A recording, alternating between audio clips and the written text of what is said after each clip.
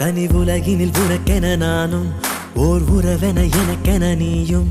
நீயே அந்த ஜூலியத்தின் சாயல், உன் தேகம் எந்தன் கூடல்.